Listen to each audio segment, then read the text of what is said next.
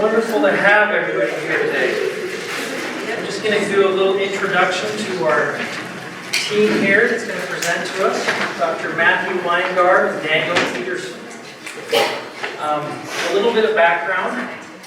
Dr. Weingard over here was first inspired by what he does professionally on a mission-based service experience in Uganda. He's been educated at Tulane, Georgetown, and Duke. You can actually look at this. I'm just doing a short synopsis. And is now the assistant faculty with the Department of Pediatrics in the Division of Behavioral Health and associate faculty with the Department of Psychiatry at the University of Utah. He has held several clinical roles through Primary Children's Hospital over the past 2 years. He currently serves as a faculty psychiatrist with behavioral health consultation, liaison service, and medical psychiatric clinic at Primary Children's in Salt Lake. Do you guys have a campus now in Utah County too? Just Definitely. Focuses on providing evaluation and management of children with both complex medical and behavioral needs. Dr. Daniel PETERSON, Dr. Daniel? No, but if you want to give us some help,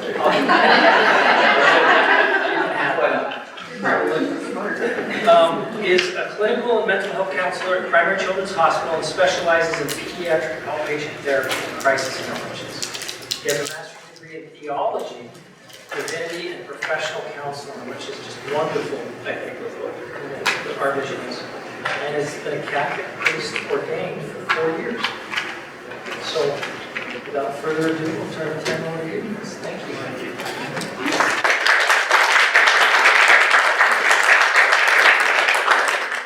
Right, thank you. It's really good to be here and to be with you today. So we're going to get right into it, and so that we have time for questions. And so a quick little story back a few years ago. I lived in New Jersey and was ministering as a Catholic priest. And in New Jersey, if you're not familiar with the culture, a lot of the people who live there and a lot of the ethnic groups who live there faith is like a very important part of their lives. And so the priest would be kind of the person that people would come to with everything. I remember one woman in her 90s asking me a financial question. I was like, I have no idea what to tell you, sorry, but thanks for trusting me. I was like, let's get you connected to a finance person. So people would come in and kind of say, hey, here's what I'm going through, right? Kind of a part of being a religious leader. And so I remember a teenager came in and asked to speak to me and said, hey, I wanted to go talk to you first, because I don't know about the therapist, I don't know if they respect my faith, so I wanted to start with you, but things have been hard for me, right? And so I said, okay, let's chat about it. And so he said, yeah, I've been thinking and having routine, consistent suicidal thoughts, and I'm not sure what to do about it.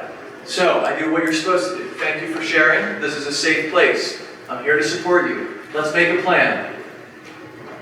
And then I didn't know what else to say, right? And it was in that moment that I realized and so we got him connected to resources, to mental health resources, and it was in that moment I was like, hey, I want to learn more about this. I want to be able to say more than just, I'm here for you, although I think that's the most important thing. And so that's kind of what began my study of counseling and therapy. And so Dr. Matt and I, we're colleagues and we're friends. We really want to bring this topic to you, and we do get a little geeked out moments. So let's explain our cover. The Star Wars movies are kind of based on the Jungian archetype epistemology. So, he did way more schooling than I did, but I gave it my best shot. So, Carl Jung, the psychotherapist who kind of founded the Jungian archetypal analysis, a lot of this, all the Star Wars characters are based on one of those kind of analysis, on one of those archetypes. And so it's kind of a fun way to see those archetypes that come through our lives and into popular culture. And so this was just our way of geeking out and integrating the material. So, just for our formalities, we don't have any disclosures that are relevant for any financial relationships. Okay, so our objectives are to, as you see, we want to reflect on the core components of mental health. We want to see where they synergize and where they meet, and how they can mutually benefit one another. And with ways to provide very practical protective measures. So like, what can you do, what can you take away? And also some very practical tips and takeaways. And that's our little fun new primary children's logo. Anyone recognize some of the faces from a recent movie? Right? Yeah. Emotions are okay. Well, thank you all for having us today. I think it's just such an honor to be here. And Danny and I certainly geek out about this topic. I think it's all in the back of our minds when we're working, and it's somewhat challenging to have a platform to be able to talk about this stuff too. So just being able to be here and present with y'all and hopefully have a little bit more open discussion, I think. Please feel free to interrupt us in any way. And it, coming from our own backgrounds, I think one thing we wanted to mention, so Danny was a Catholic priest and was ordained 4 years ago, and certainly my drive came from mission work and a Catholic background as well. And I was the head of the Christian Medical Association for my medical school. And again, I think really from a heart-based perspective, it's really what drives how we can meet with kids. I do want to bring up, certainly, that this has become a whole lot more prevalent, and it's a much bigger conversation around the table and in families, and we're recognizing that even more since COVID.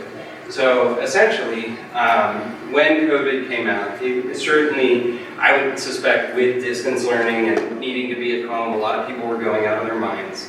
And particularly parents were struggling with working and having kids at home who needed to go to school.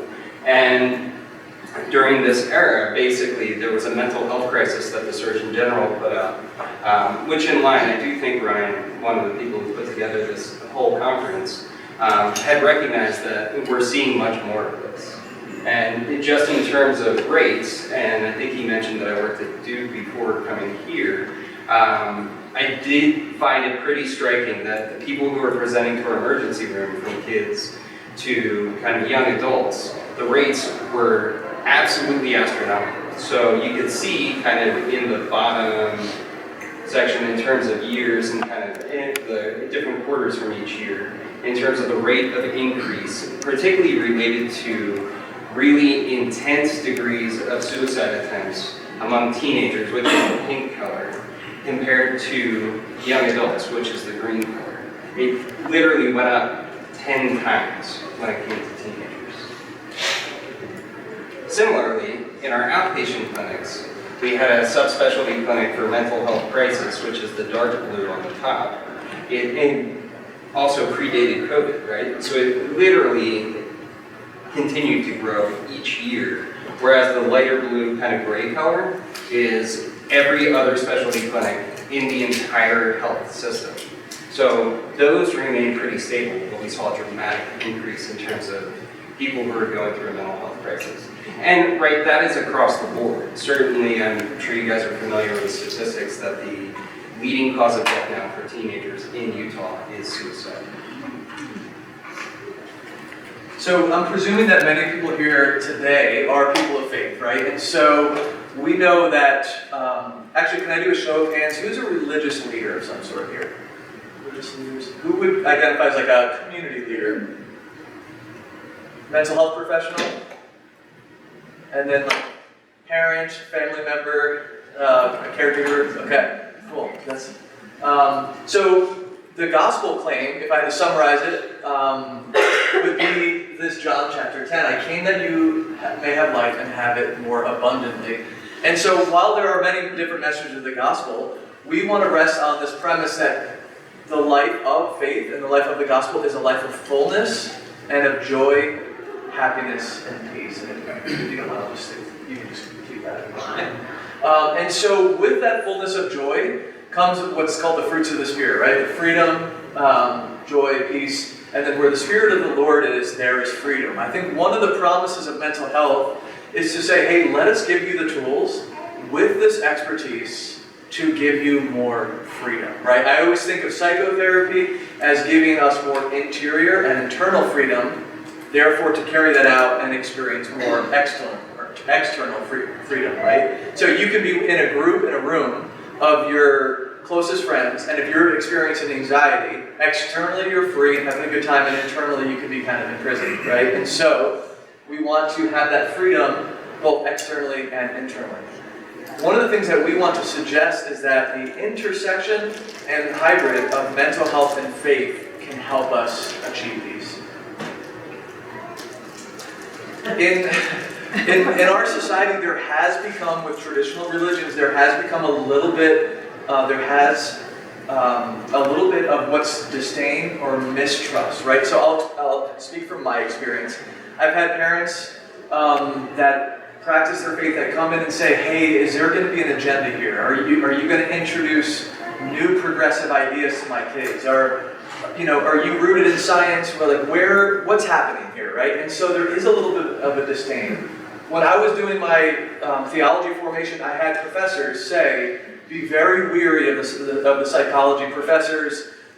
They have an agenda this is one or two people, right? But it is in the drinking water. They said they have an agenda to kind of advance. And so I personally have not found that to be true. At the university level, even one of my professors was an atheist. We had amazing discussions, and she would always kind of say, hey, Danny, tell me about what you would do with this in your faith and how you would integrate these things. And so I would like to suggest that these two fields can actually be a synthesis and a hybrid rather than opposition. Okay? And so you are the first line of defense, right? So the parents, the grandparents, caregivers, teachers, community leaders, religious leaders, you are absolutely essential to the first line of defense. One of the things that breaks my heart the most is when kids say, I don't feel comfortable bringing this topic up with my family or my bishop or my religious leader because no one ever talks about it. This is what's known as the Voldemort effect, right? Like he who must not be named. The longer you don't say that thing. So if I'm just like, oh, hey, Rachel, by the way, Rachel's one of my colleagues, this topic, and all of a sudden, you're like, what? Wait, what? Like all the shame around it, anxiety, And so this idea that if I am able to name it, and so if you are a religious leader and you can tell the kids in our community, you have an open door policy. You can say whatever you want here, and you can bring whatever topic. So with that, we suggest that if there is a topic or if something is brought up that you're not quite sure, do what I said before when I was a priest. So thank you for bringing this up. I'm here to support you. We're here to support. I'm not really sure about what it's like to hear voices that aren't really there. Let me connect you with Danny and Dr. Matt down at the clinic because I'm not really sure. And so if you don't have that area of expertise, that's a good time to kind of reach out and say, hey, let me have the mental health community help me, and then we work together. So, when you come and meet people like me and Danny, we're really driving based on, I don't know if you guys are familiar with the Diagnostic Statistical Manual. There's 5 versions. It's been very revised. We look at a cluster of symptoms to kind of figure out what somebody is dealing with. And there is a lot of overlap with a lot of these, so it becomes a little bit nuanced, but really what it comes down to is it's all about function. Right? We all have episodes where we feel kind of down or in the dumps or blue, and we all deal with anxiety, right? I often tell kids, I still want you to run away from a bear when it's coming after you, and I still want you to, again, perform well in school, but really when it comes down to the fact that we're not getting out of bed, we're not functioning the way we normally would like to, that's when people need to start thinking when it looks more like a disorder. Additionally, we're looking at safety. So that is a very common conversation that we're very transparent about.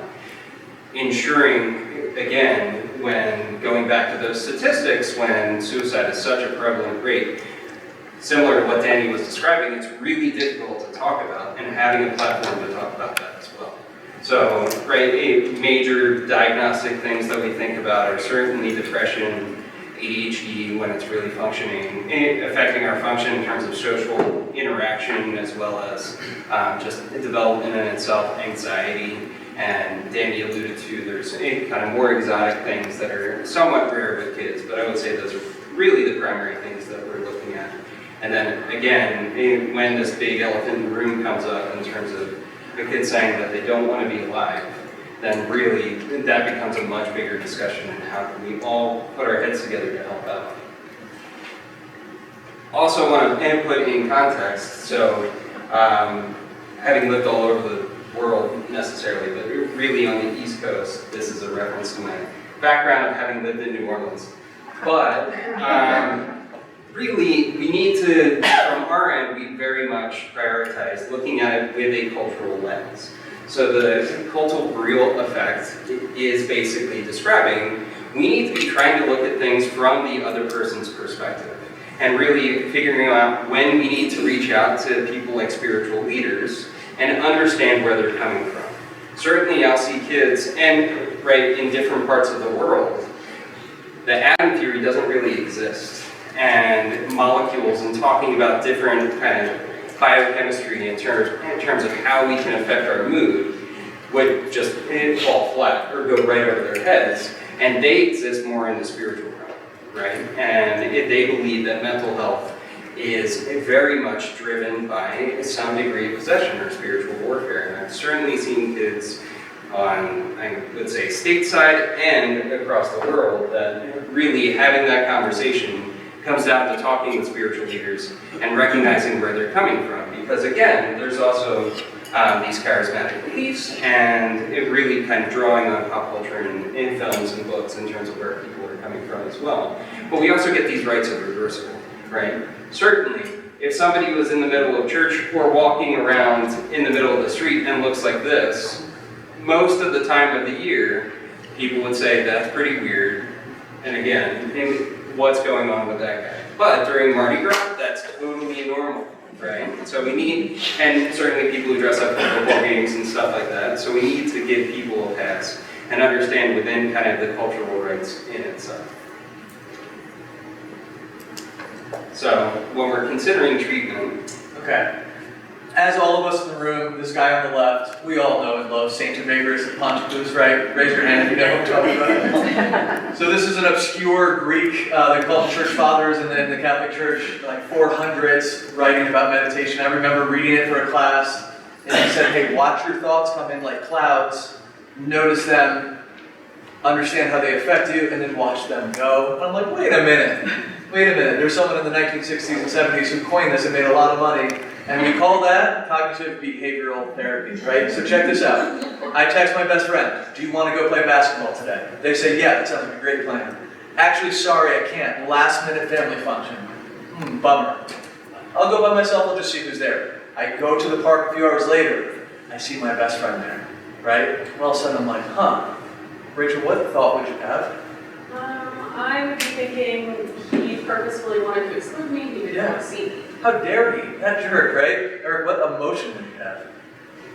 upset. Upset? Yeah. I might be confused. That's unlike this friend to do that. Thinking, do they not like me? I don't have any friends. Everybody hates me, right? So our thoughts impact our emotions, which impact my behaviors. Now, my Jersey side might come out, and I might be like, what are you doing? Knock it off, right? Like I might go approach, or I might withdraw. And so that affects our actions.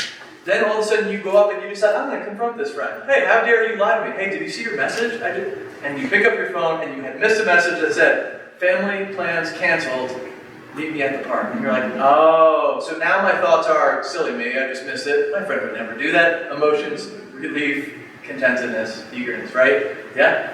Would you mind repeating the saint's name for me? Yes. I'm a hypnotherapist, and this is right. I'm thrilled that you asked. Evagrius. E-V-A-G-R-I-U-S.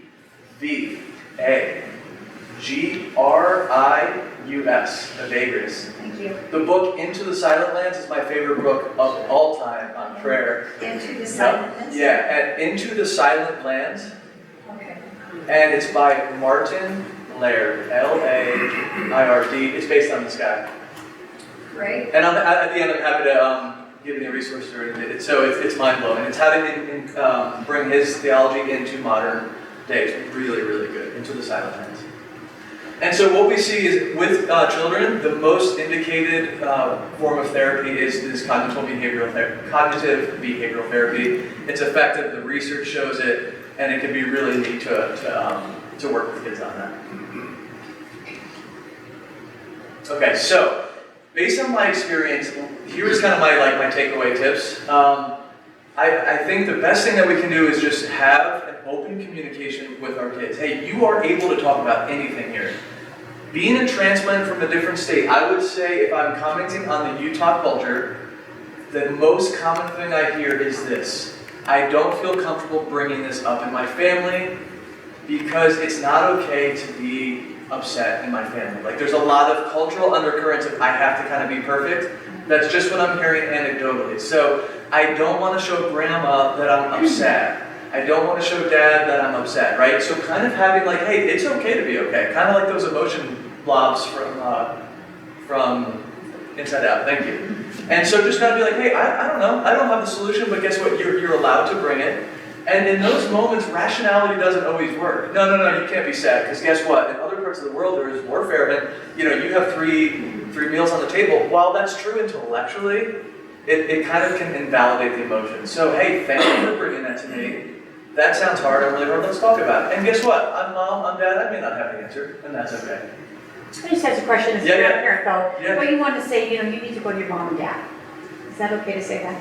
Yeah, I mean, that's a really good question. I would say, hey, thank you for coming to me. I'm so glad you trust.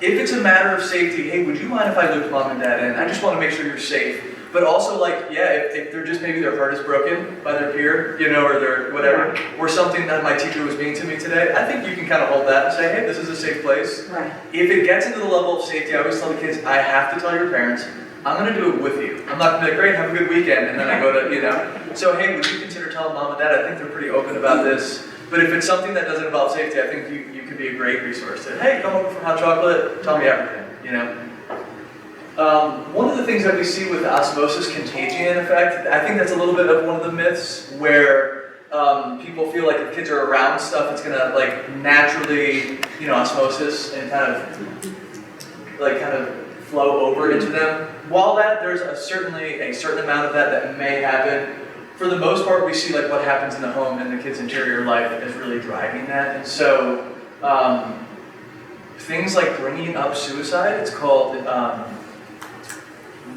blanking on the phrase, I'll come back to that. But when you bring up suicide, a lot of times people are like, I don't want to bring it up. Like if I tell the kids, oh, I'm going to hide the scissors, it's like gives them an idea. Actually, the research and evidence, counseling to access lethal means, I think it's called.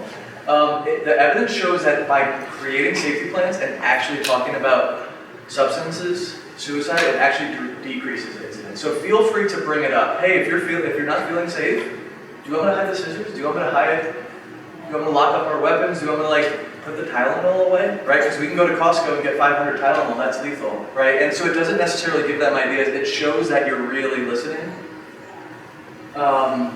And so that's just kind of one practical suggestion. And then finally, if you're never sure, hey, my anxiety is just once in a while, but I'm doing pretty good. Yeah, talk about it with the family. Hey, I can't sleep at night. I can't get to school. This is when you can bring them to one of us or one of the mental health professionals.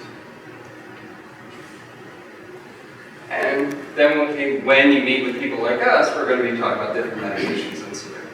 And when we're thinking about medications, basically there's a huge algorithm that was a nationwide study that was done called the Texas Medication Algorithm Project.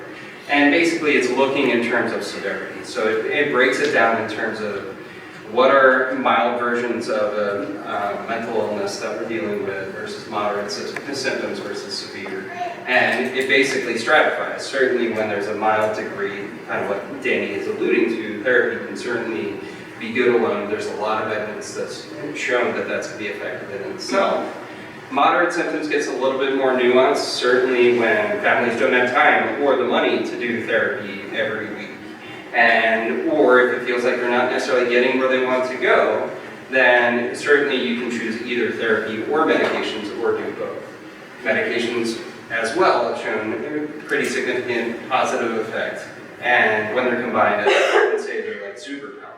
Certainly when we get into the severe stages, we need to be thinking about stuff to kind of steer away from that I often try not to prescribe in my clinic, which oftentimes could be Band-Aids that, and I'm sure you guys have heard of Xanax as a street drug, or different types of benzodiazepines like Ativan or Klonopin, that actually has shown it somewhat supports avoidance in the fact that it takes the anxiety away immediately, and when they go and meet people like Danny, there's somewhat limited material that they can work on to help address their anxiety.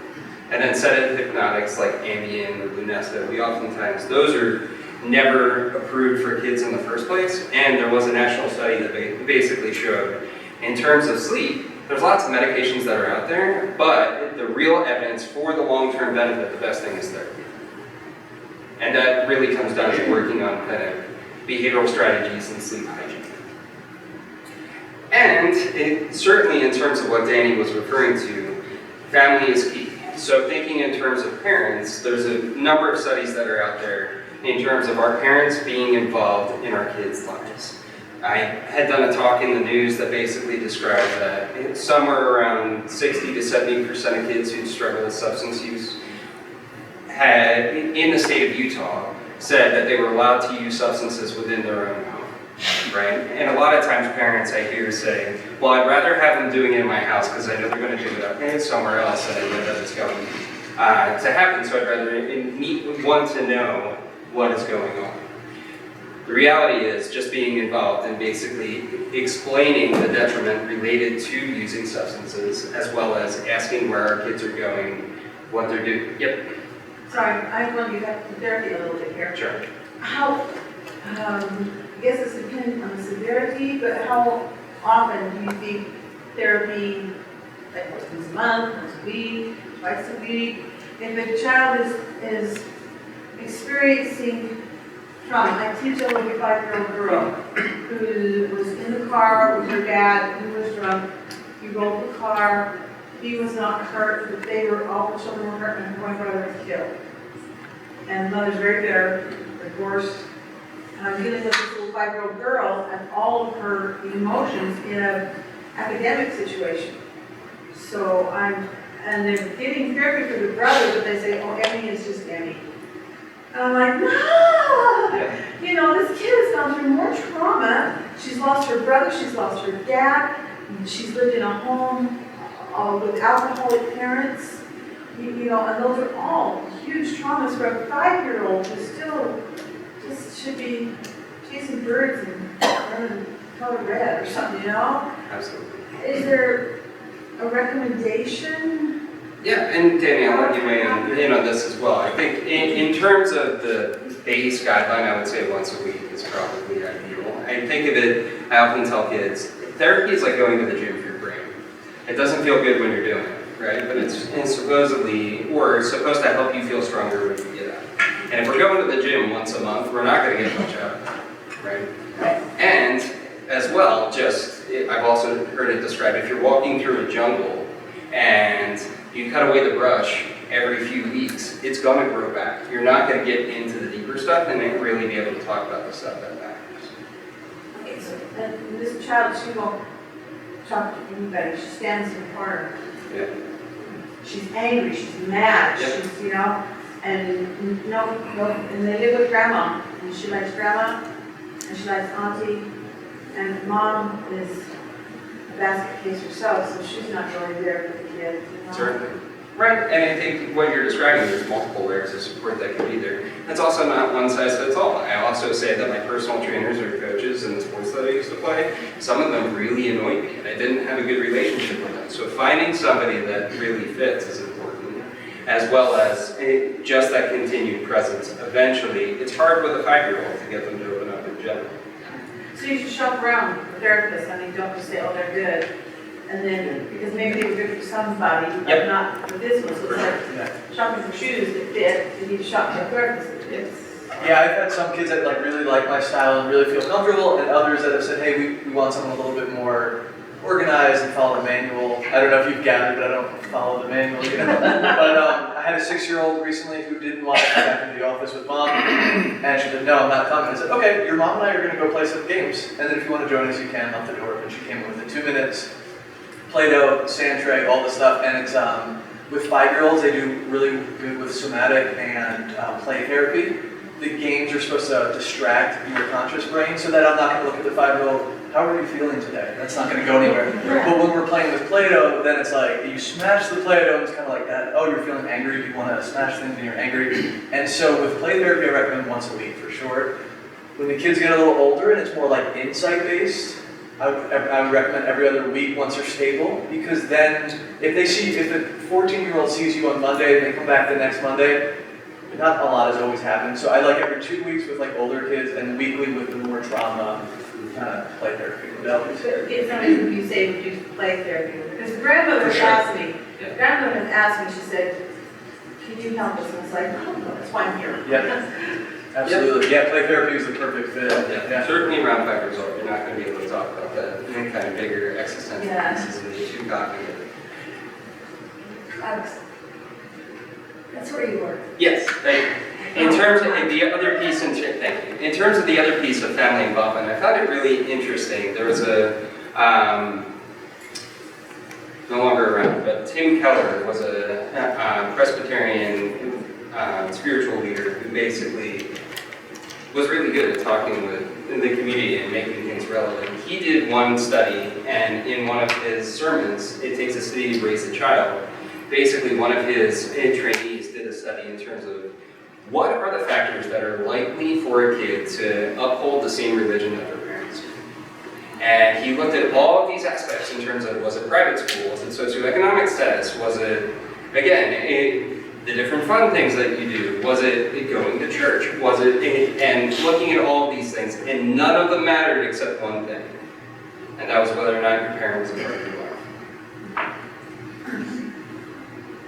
So intergenerational concern, certainly in terms of trauma, there's a whole concept called the ghost in the nursery, meaning that trauma genetically predisposes next generations. We are finding more evidence related to that, as well as in terms of that kind of fear and connection that parents have with their kids can also be transposed out on them. So recognizing that when we're treating a kid, it takes an army to treat a child, right? So we're often thinking of parents and grandparents as well. And when parents don't agree, it certainly gets complicated. I think from our end, it really is trying to find some aligned piece as well. And when it comes down to it, in some unique circumstances, it comes down to the decision maker as it is. But when both parents are making the decisions, it's really trying to make that shared decision a conversation and finding a place that we can all find common ground. In a single parent household, is that the parent that lives in?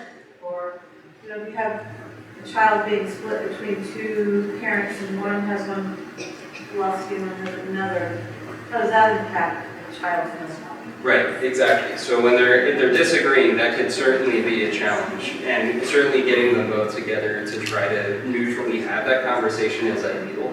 When it comes down to it, there are circumstances that legal rights certainly come into play and really align with the person who's making those decisions. Especially with this little girl that I'm thinking of, because her dad's in prison. Right. He didn't get it. Sure. So he's kind of pretty much gone from her life. But mom's gone through 2 boyfriends in the last year. Right. In and out of the house, you know, and So certainly, I think it's working with mom and trying to figure that out. And certainly, it sounds like grandparents are also intimately involved as well, so they would be. whether they love me or not. Sure. She keeps moving back in. So, Matt, I'm wondering if we do have some like mythbusters, but I'm wondering if for our last 5 minutes, if you guys want any questions instead. How do you? Would that be? Let's do it. Should we do it? How about we'll put them up on the board? And The Mythbusters? Yeah. Or, okay. And then how about we could just leave those, and then we just want to save 5 minutes for questions. Yeah. Just curious, how do you guys feel like the supply is versus the demand for mental health? You know, getting that from therapists. Yeah, that's a really good question. So right after COVID, the demand was like through the roof. I do feel like it's stabilized a little bit now. In the world of therapy, there is a dichotomy between private practice, insurance, private pay, and crisis programs. So I think a lot of the crisis programs are full. I work in the emergency room part-time doing crisis evaluations. Always, the kids are sitting in the ED for 8 hours because they don't know. Private practice, private pay, there's plenty of people available. So if you were going to one of the Utah Facebook therapist groups and say, hey, I need a therapist for a 14-year-old who gets anxious during math exams, you're going to have 20 people be like immediate openings, especially if you have Aetna, who's paying pretty darn well, right? But if you're like, hey, my 9-year-old is on the autism spectrum. We're Medicaid, we don't, transportation is hard, you're gonna get a lot. So I've noticed there are plenty of practitioners in Utah. I think the market is saturated to some extent, but they do get very kind of specific on who they want to take and who they want to take. But I do think for the most part there's, at least in the Salt Lake area, up here, it starts to get harder where there's less providers, So that's a good question. It gets a little complicated with who it is.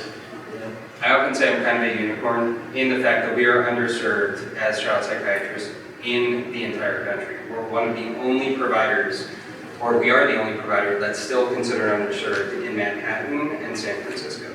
So that is spot on. And certainly, even as you get out of more urban environments, it becomes a challenge in terms of finding those people, and the selection becomes more limited as well. I think with the not ideal all the time, but with kind of the innovation of collaborative care and working on virtual appointments as well, I think that's really improved our ability to grant access to people in more remote settings.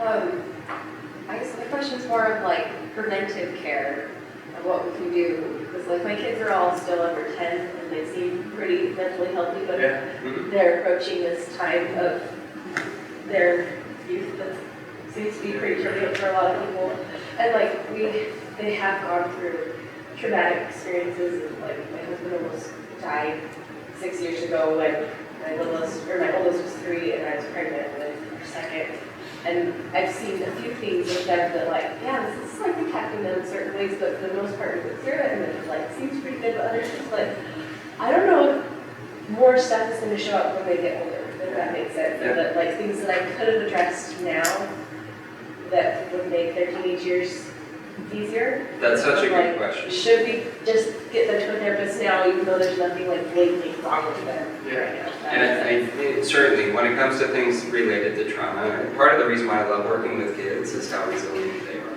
right? And certainly, and I think it's similar to Danny, what you described, being a part of in people's lives and being able to be a safe place to discuss things if they come up.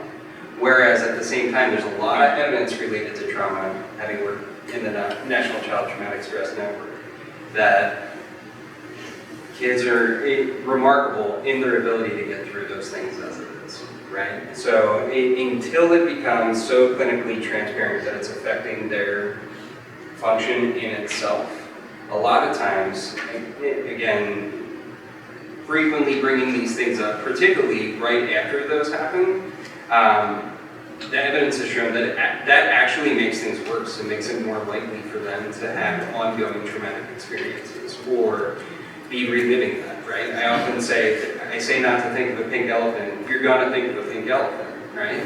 So you wanna give kids at least that time and opportunity to show their tremendous skills and resilience in itself, and it's amazing the stuff that kids can go through, and they're stronger because of it afterwards. I think, and along with that, I think training, facilitating and cultivating your kids having healthy experiences in general. So a lot of like body-based things like like yoga, dancing, I mean even like tag, I think they're running around, community, friendships, kind of those basic things that we know works, right? So like, hey, I'm feeling kind of, amped up, like, hey, let's go out and run around, and like, I'm here for you. And then if you're able to talk about work stressors openly, without a lot of drama, right? Like, yeah, today was a hard day, but like, we're sitting out at dinner, like, yeah, I did my best. And that kind of creates that openness for them to say, life was easy, and now I'm 13, and it's getting a little bit more complicated, like, let's, maybe they can come to you at dinner and kind of say, hey, it's been a hard day. So, you want to put your myths up there too? Sure. Myths.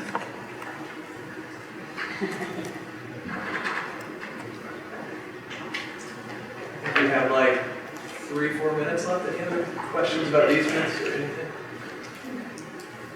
Yeah? Oh, I was just curious, how do you help parents with young children find resources to help them be a better parent? That makes, I'm trying to be, because my daughter is frustrated with her daughter, and I'm thinking, you need to learn some skills yourself, but I don't know how to tell her.